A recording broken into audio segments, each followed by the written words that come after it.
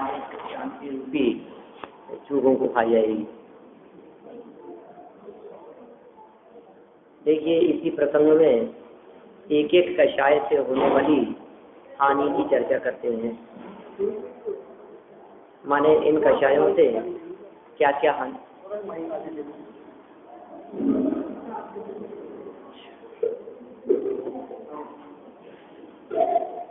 इन कषायों से क्या हानि होती है, उस हानि की चर्चा ये पृथक पृथक रूप से कर रहे हैं।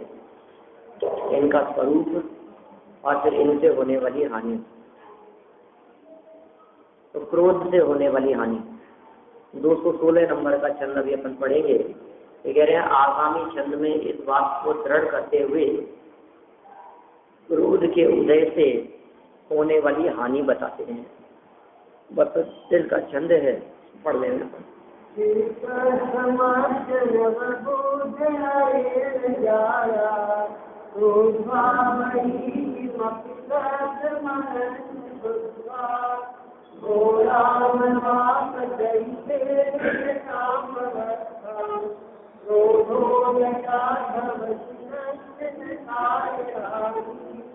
मन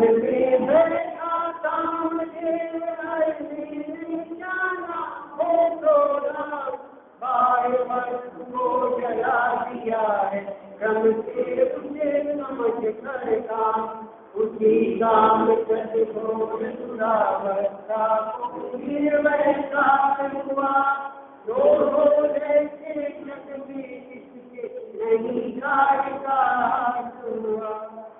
ऐसे सुंदर बात कह रहे हैं। क्रोधोदय से जग में किसके नहीं कार्य का ह्रास हुआ। आप ही बताओ हमारे को कि क्रोध के उदय से जगत में किसके कार्य का ह्रास नहीं देखा गया है। कहते हैं ना, खुद ने ही गुस्सा करके काम बिगाड़ लिया। बनती बनती बात को इन्होंने गुस्सा करके बिगाड़ दिया। माने गुस्से से काम बनते नहीं है, काम बिगड़ते ही है। यह बात सारे जगत में प्रसिद्ध है। क्रोधोदय से जग में किसके नहीं कार्य का ह्रास हुआ। जगत में ऐसा कौन दिखाई देता है जिसके कार्य क्रोध से न बिगड़े हों। जितने घर टूटते दिखाई देते हैं, जितनी हत्याएं आत्महत्याएं होती हुई दिखाई देती है, जगत में जितना विनाश दिखाई देता है, उस समस्त विनाश के पीछे यदि कोई एक विकृति दिखती है तो उस विकृति का नाम है क्रोध। ये क्रोध रूपी विकृति से ही जगत में विनाश होता देखा जाता है। जहाँ क्रोध है वहाँ विनाश है। ये क्रोध अग्नि है, जहाँ जलेगी उसे जलाएगी, जहाँ रहेगी उसे जलाएगी। ये क्रोध रूपी अग्नि हृदय में उत्पन्न होती है तो हृदय को जलाती है, अंतरंग में उत्पन्न होती है इसलिए अंतरंग को जलाती है। क्रोध के कारण दूसरे को जलाना चाहे तो वो जले चाहे न जले, लेकिन स्वयं तो जलता ही जलता है, नियम से जलता है। टोडरमल जी साहब ने लिखा है, इस जीव के क्रोध का उदय होने से दूसरों का बुरा करने की इच्छा तो हो, किंतु बुरा होना तो उसके भवितव्याधीन है। इसको इच्छा तो होती है, गुस्सा इतना आता है इसका बुरा हो जाए, इसका विनाश हो जाए, ये परेशानी में फंस जाए, और प्रयास भी करता है, लेकिन भैया उसका बुरा होना या नहीं होना तो उसके भवितव्य के अधीन है, उसके उदयाधीन है। हमारे करने से उसका बुरा नहीं होता है। प्रथमानुयोग की घटनाओं में कितने ही प्रसंग हमारे को ऐसे दिखाई देते हैं जिन प्रसंगों में वो उसका बुरा चाहते थे, वो उसका अहित चाहते थे, वो उसका विनाश करना चाहते थे लेकिन विनाश नहीं कर सके, बुरा करना चाहते थे लेकिन बुरा नहीं कर सके, अहित करना चाहते थे लेकिन अहित नहीं कर सके। और जो जो उनका अहित करने का प्रयास किया त्यों त्यों उनका हित होता चला गया। धन्य कुमार जैसे बहुत ऐसे प्रसंग बनते हैं। वो उसका बुरा करना चाहता है, वो उसका अहित करना चाहता है, अरे उसके बंटवारे में उसको एक खाट दे दी और वो भी टूटी हुई, उसका भी एक पाया निकल रहा था क्या, अरे उसमें से भी जो निकल रहा था उसमें से रत्न निकलने लगते। माने पुण्य का योग हो तो सब कार्य कैसे हो जाते हैं, और पाप का उदय हो यदि उसके ही पाप कर्म का उदय है तो तुम्हें क्रोध करने की जरूरत नहीं है, उसका अपने आप ही बुरा हो जाएगा। बोला इतनी सी बात यदि इसके समझ में आ जाए तो क्रोध से क्यों नहीं सावधान रहे, क्रोध से क्यों नहीं बच जाए। बुरा कर देता है व्यक्ति ऐसा। एक प्रसंग आता है ऐसा कि एक घर में एक महिला, छोटा सा बालक था और एक नेवले को पाल कर रखती थी। क्या नेवला पालतू था, सुरक्षा करता था, सहयोग करता था, घर में ही रहता था और 6 महीने का बालक था। वो महिला पालने में उसको झूलता छोड़कर पानी भरने चले गई कुएं पर। कुएं में पानी भरने के लिए चले गई, पीछे से कोई दिक्कत नहीं थी तो ठीक है अभी आती हूँ, एक घड़ा मटके का लेकर के। लेकिन पीछे से क्या हुआ कि एक सर्प आ गया और वो सर्प उस बालक को डसने लगा। नेवला था वहां, नेवले ने उसके साथ में लड़ाई करी और सर्प के टुकड़े टुकड़े कर काट दिया। खूब देर तक उनमें आपस में लड़ाई चलती रही, लहू-लुहान कर दिया, उसको सर्प के टुकड़े टुकड़े कर दिए, बच्चे को बचा लिया। और अब उसकी सूचना देने के लिए वो कुएं की तरफ, महिला की तरफ जा रहा था। उधर से वो घड़ा लेके आ रही थी पानी से भरा हुआ। बोलो अब क्या होगा, क्या आया दिमाग में? सामने से आता हुआ दिखाई दिया नेवला, क्या, और खून से लथपथ दिखाई दे रहा था और घर में अकेला था बच्चा। क्या, वो बच्चा और खून से लथपथ ये नेवला, और क्रोध में आकर वो माथे पर जो घड़ा था वो घड़ा उसके मारा, जान से मार दिया। तो ये इसने क्या हर्ष कर दिया है? और जब दौड़ती हुई घर पहुंची तो पलने में बालक को सुरक्षित हाथ से खिलखिलाते खेलते देखा और पास में पास के टुकड़े टुकड़े। अब पछताए क्या होत। क्रोध में आकर के ये व्यक्ति विचार नहीं करता, इसीलिए क्रोध के लिए अंध शब्द का प्रयोग किया है, क्रोधांध। हाँ, ऐसा भी हो जाता है। तो बहुत प्रसंग ऐसे बन जाते हैं। माने क्रोध से क्या अनर्थ नहीं होता, अपने ही रक्षक, अपने ही हित करने वाले, अपने ही भला करने वालों का भी बुरा हो जाता है इस क्रोध के कारण। क्योंकि क्रोध विवेक को खा जाता है, क्रोध में व्यक्ति अंधा हो जाता है, क्रोध में इसका विवेक शून्य हो जाता है, इसको होश नहीं रहता मैं क्या कह रहा हूँ, किससे कह रहा हूँ, क्या और किस बात पर नाराज हो रहा हूँ। थोड़ा सा यदि उसकी गहराई में जाकर के विचार करे तो क्रोध करने का कुछ कारण ही नहीं, क्रोध करने का कोई प्रसंग ही नहीं है। ठीक है ना। हमेशा जब अंदर में गुस्सा आता है तो गलती दूसरे की दिखाई देती है। ठीक है ना। तो प्रसिद्ध उदाहरण है नौकर का, गिलास टूट गया, अंधा देख कर नहीं चलता, क्या तो क्या क्या कह रहा है, गिलास तोड़ दिया, कांच का गिलास रखा था, स्वयं ने पानी पीकर के बीच में रख दिया था और चलते चलते नौकर की ठोकर लग गई। क्या तो किसकी गलती है बोलो? अंधा देख करके नहीं चलता, तोड़ दिया गिलास, अकल नहीं है बिल्कुल भी, उस पर गुस्सा करेगा ना नौकर पर, क्योंकि उसके पैर से फूट गया। कदाचित ऐसा हुआ हो कि स्वयं की पैर से ठोकर लग गई हो, क्या तो भी क्या कहेगा? ये गुस्सा नहीं आएगा कि मैं अंधा, मेरे को दिखा नहीं, किसने रख दिया यहाँ बीच में गिलास, उसी को डांटेगा, नौकर को ही डांटेगा। ये कोई रखने की जगह थी, यहाँ कोई रखा जाता है, बीच में रख दिया गिलास, होश नहीं रहता है बिल्कुल भी। बेचारा क्या करे, नौकर तो नौकर। और कदाचित ऐसा हो जाए कि खुद ने ही गिलास रखा हो है और खुद के ही पैर से ठोकर लगी हो, तो भी गुस्सा उसी पे करता है, उठा नहीं सकता था, बीच में बड़ा सा गिलास। माने जब क्रोध कषाय का उदय आता है तो गलती इसको दूसरे की ही दिखाई देती है, यह स्वयं की गलती के बारे में विचार ही नहीं करता है।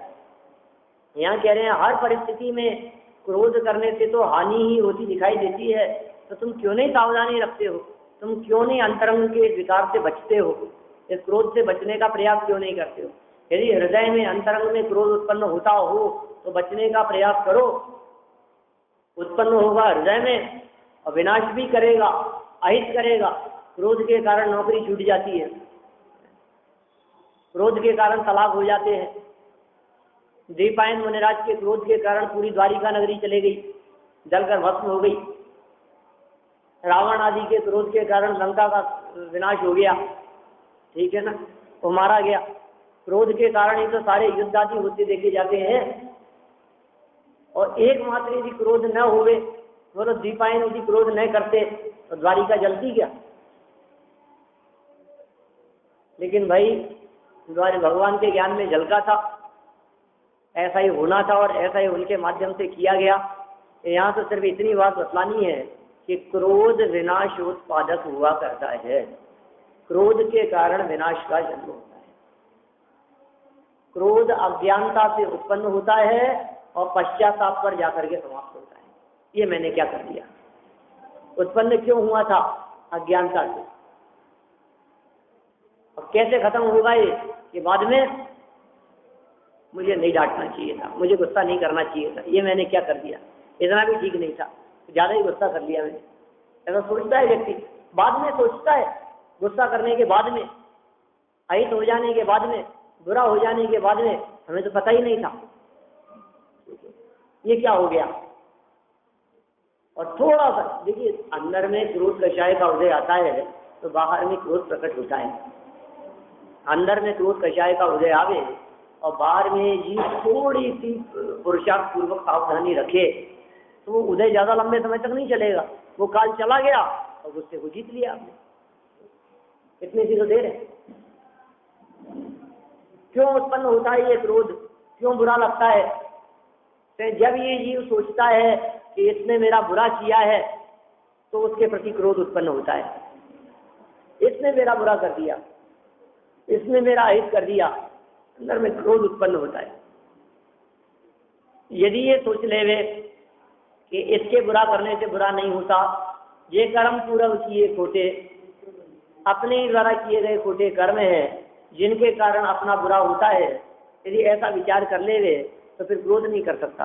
और ध्यानत राय जी ने जो चर्चाएं की है, अपने की है पहले अनेक बार ऐसी बात, उनकी पंक्तियों के आधार पर उत्तम क्षमा धर्म के संदर्भ में जो ध्यानत राय जी ने पूजन की पंक्तियां लिखी है, बहुत मार्मिक पंक्तियां।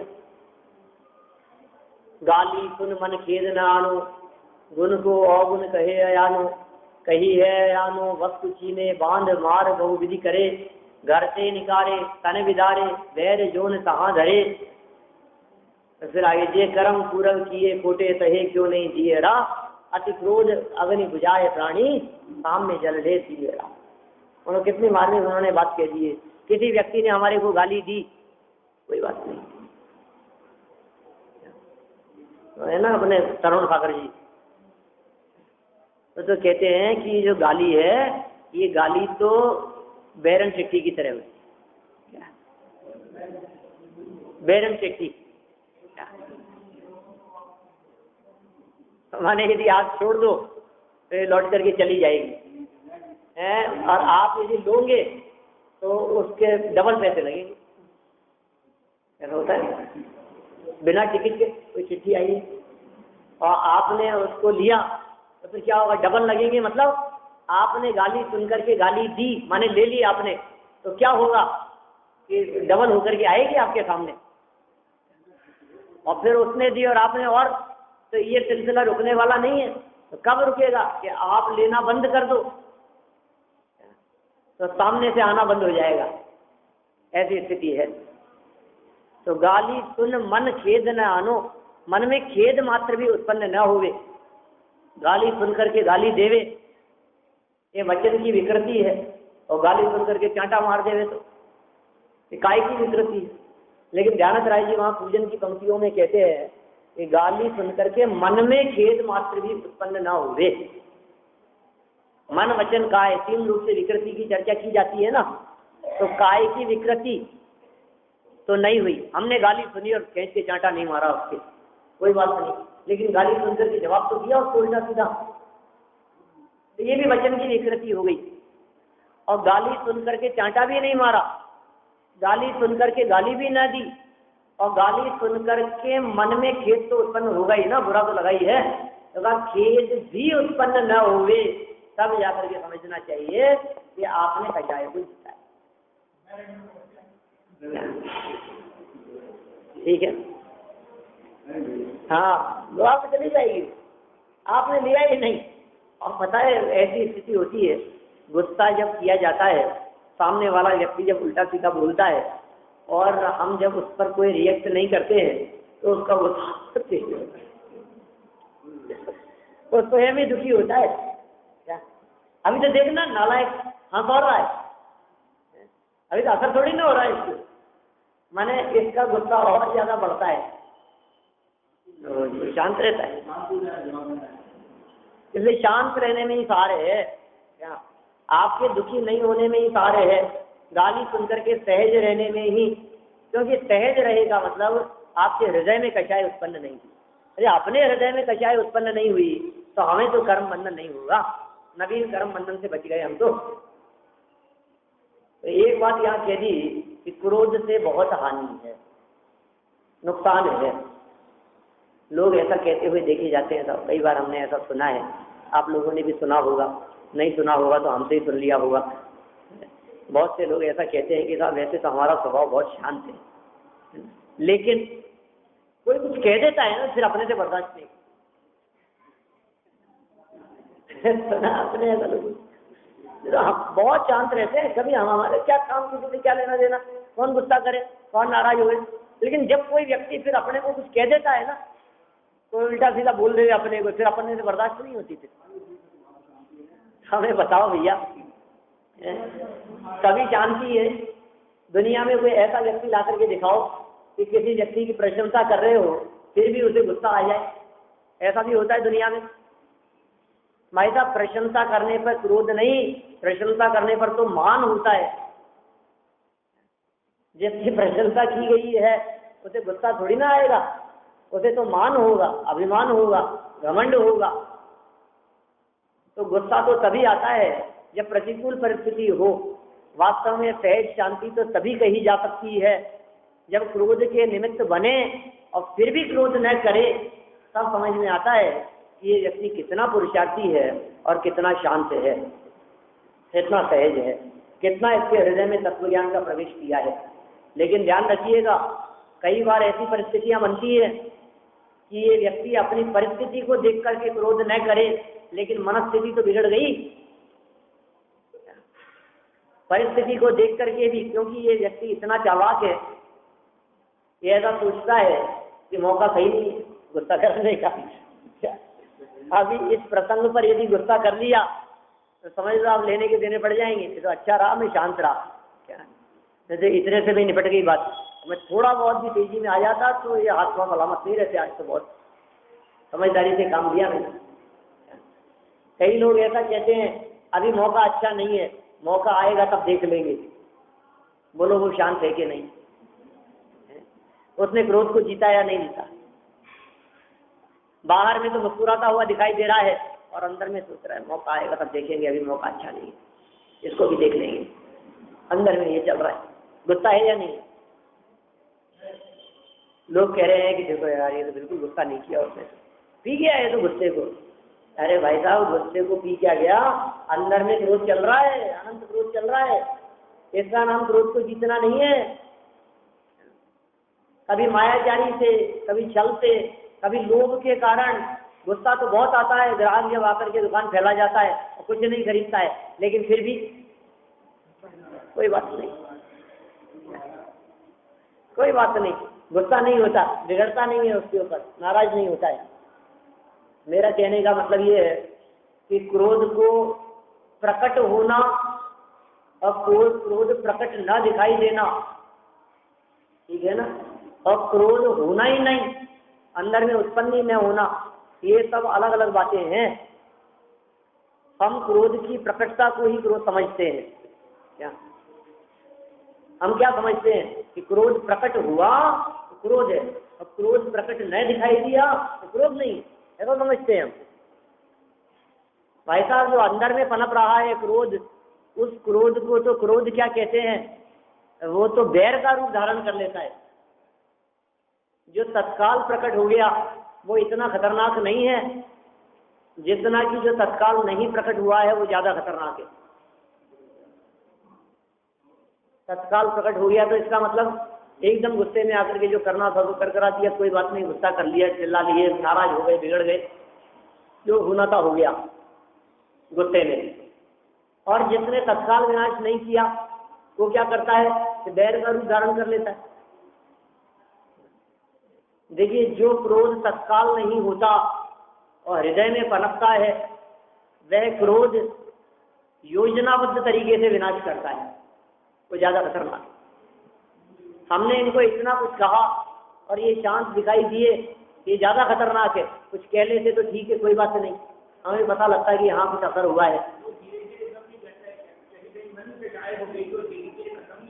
तत्व ज्ञान के अवलंबन से क्रोध को जीत लेना, गुस्से को जीत लेना, वो समझदारी का काम है। और तत्व ज्ञान का अवलंबन नहीं है, शास्त्र का अवलंबन नहीं है, वस्तु स्वरूप का विचार नहीं है, और वो व्यक्ति अंतरंग में क्रोध को पाल रहा है, मौके की तलाश कर रहा है, वो तो क्रोध नहीं है, वो बैर का रूप धारण कर लिया है उस क्रोध ने। क्या वो निरंतर ही क्रोध कर रहा है, अंदर में उसके क्रोध बराबर चल रहा है। हानि तो होगी, गुस्सा यदि किया है तो उसका नुकसान तो मिलेगा, वो है ना।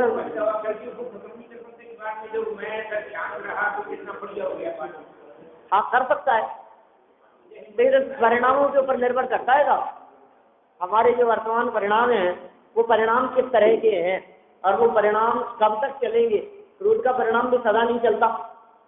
जैसे हम क्रोध की बात करें तो कोई भी व्यक्ति का गुस्सा लंबे समय तक नहीं चल सकता, क्योंकि क्रोध करना इसका स्वभाव नहीं है। ये जीव अपने स्वभाव में तो बहुत लंबे काल तक रह सकता है।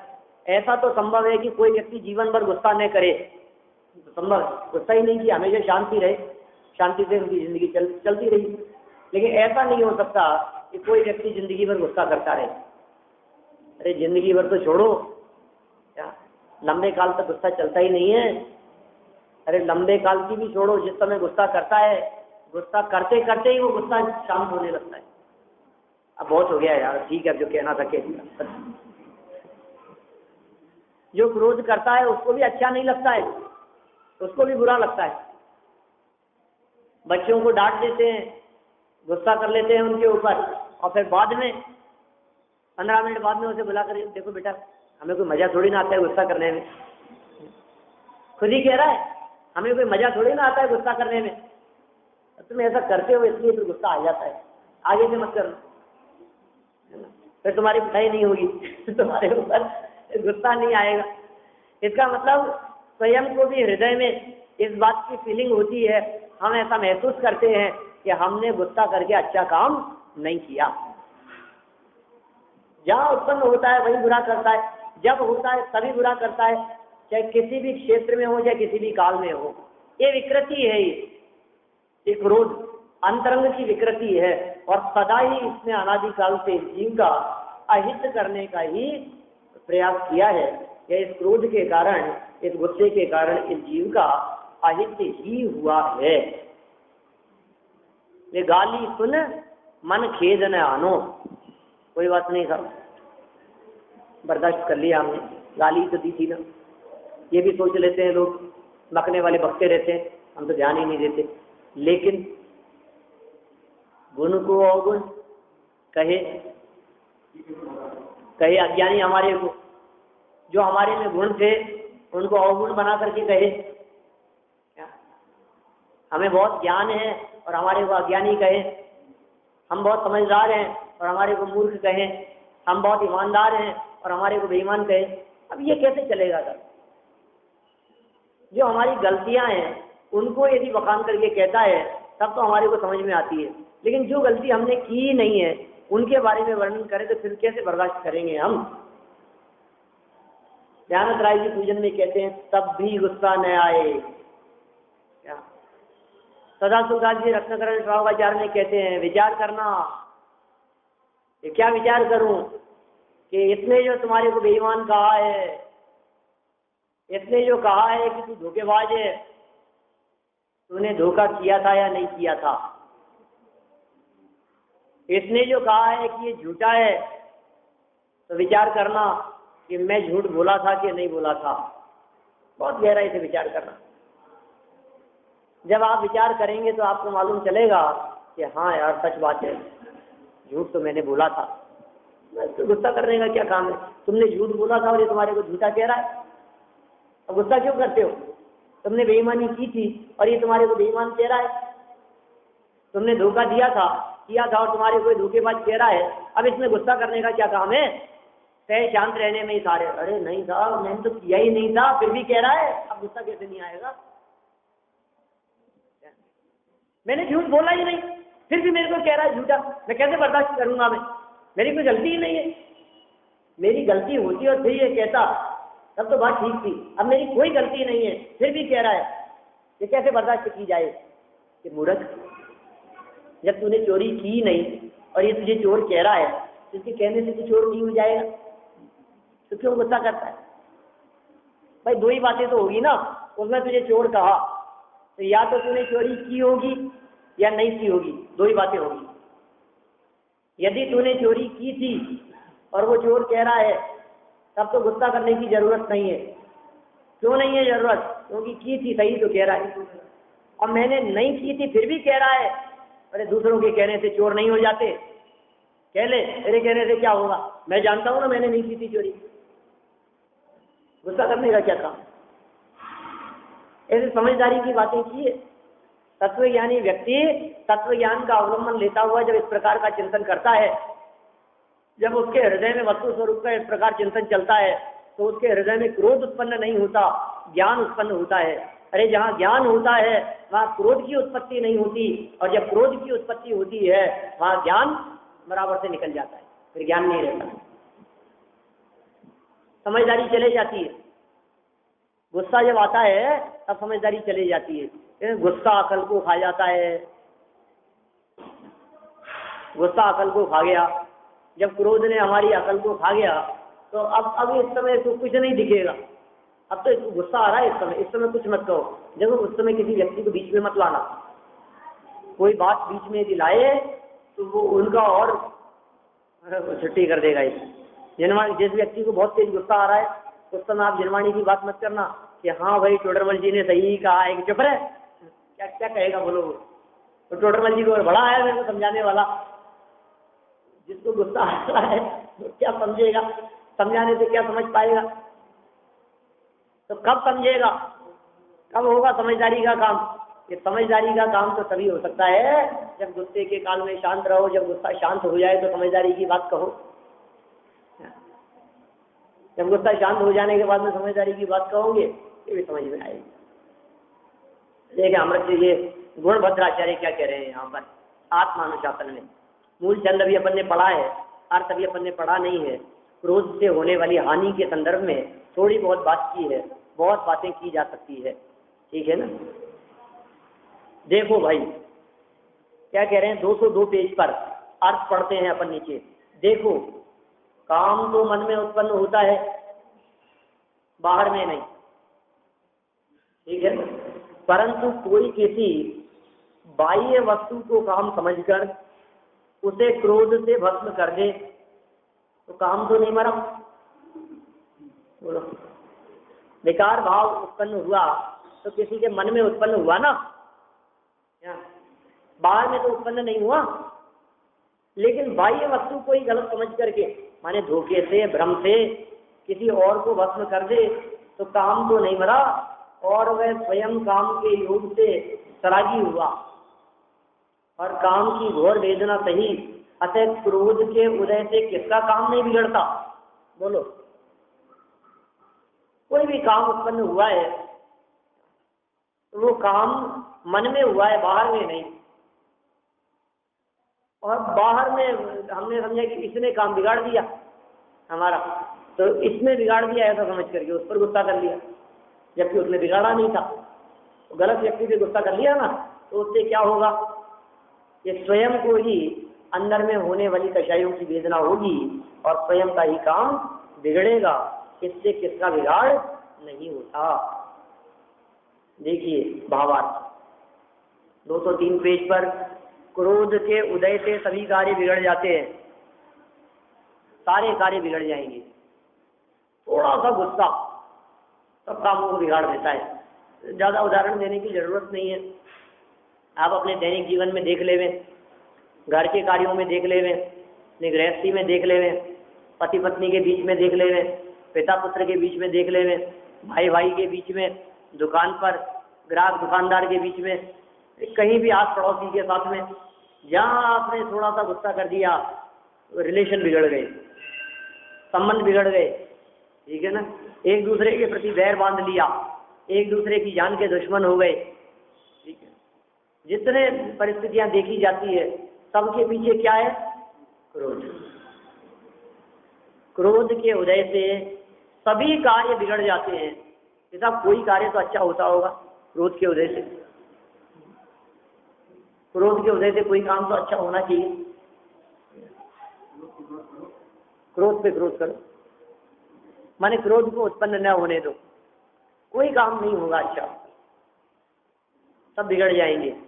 किसी ने किसी अन्य बाह्य पदार्थ को काम समझकर भस्म कर दिया, ये इन्होंने यहाँ 1 नंबर पॉइंट दिया है फुटनोट इधर 202 पेज पर। शंकर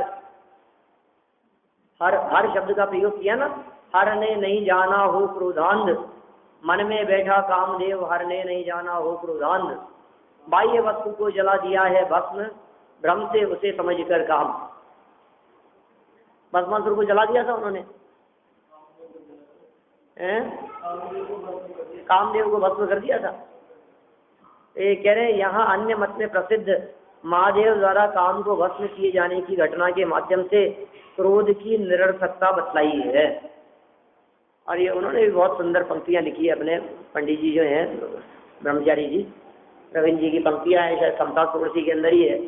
क्रोध की निरर्थकता के संदर्भ में उन्होंने कई पंक्तियां लिखी है ऐसी।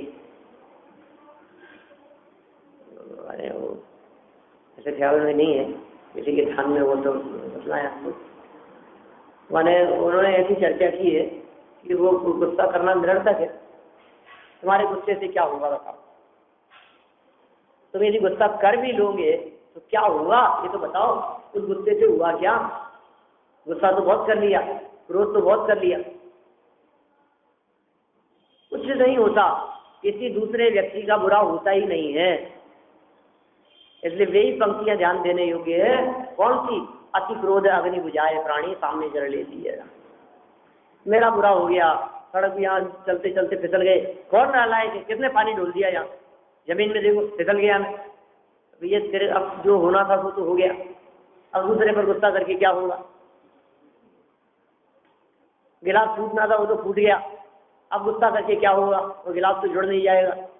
दूध उफनना था वो तो उफन गया, अब उस पर नाराज होकर के क्या होगा। अब पुत्री पे बहू पे नाराज होकर के क्या क्या बिगाड़ दोगे आप। दूध तो अब हो गया कि नहीं हम तो इसलिए नाराज हो रहे हैं कि आगे तो कम से कम ध्यान रखें, हमारे अभी डांटेंगे नहीं तो आगे फिर लापरवाही करेंगे कि नहीं जिस समय दूध उठना है उस समय उसके हृदय में अपने आप ही पश्चाताप हुआ है कि मैं सावधान नहीं रही। कहने की जरूरत नहीं है, कोई बोलने की जरूरत नहीं है।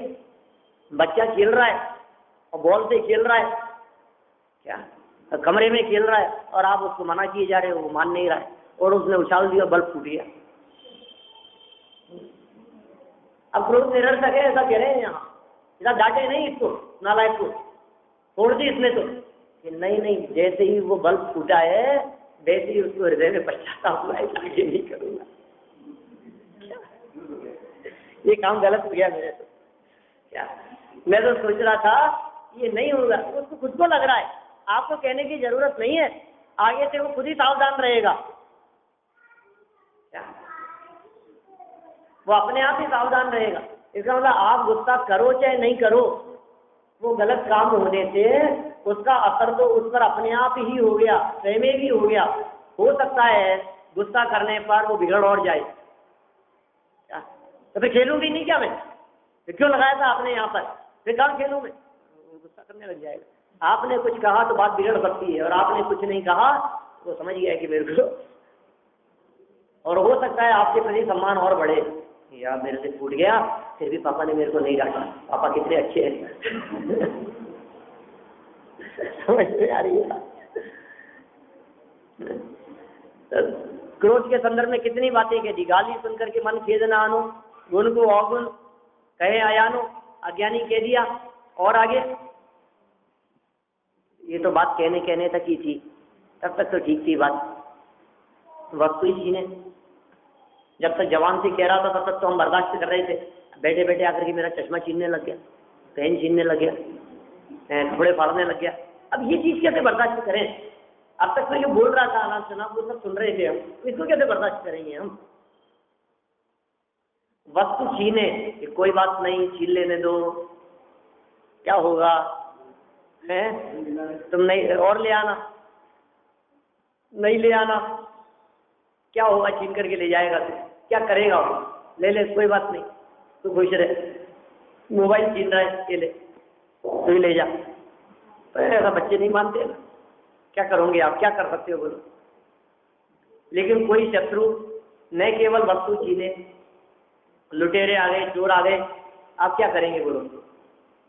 आपकी गाड़ी रास्ते में रुकवा दी, लाओ तो कुछ भी है, छीनना क्या खुद ही निकाल के देते? बोलते हैं अपन जान बची तो लाखों पाए,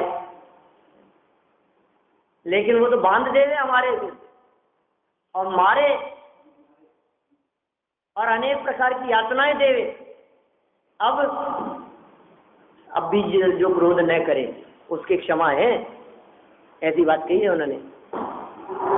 और तो और कोई बात नहीं, बांध दिया था, मार दिया था, मार पीट करके चले गए थे, तहाँ तक भी ठीक है, यहाँ तक भी बर्दाश्त की जा सकती है। मार पिटाई करके बांध बूंद करके चले गए ना, अब कोई बात नहीं, घर में बैठे हैं तो कम से कम मल्लम पट्टी तो कर रहे हैं कि जाने के बाद में उपचार तो कर रहे हैं, शांति से आराम तो कर रहे हैं, लेकिन नहीं घर से निकाले, कोई बात नहीं, घर से निकाल दिया तो कोई बात नहीं, जान है तो जहान है, ठीक है, निकाल दिया घर से, अपना और घर बना लेंगे।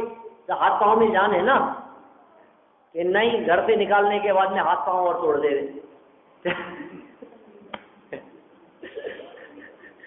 वैर जो न तहां धरे, कैसी पंक्तियां हो गई, क्या क्या पढ़ लिया अपन ने?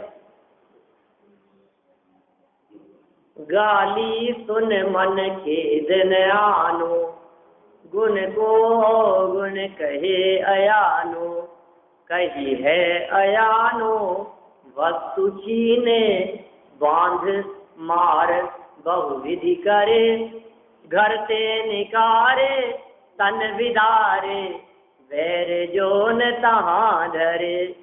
ये भी हो गई था, ये कैसे बर्दाश्त कर सकते हैं? ये आसान काम नहीं, ऐसे कोई बर्दाश्त किया जाता है क्या? कहना आसान काम है, जिस पे बीतती है उसे ही पता लगता है।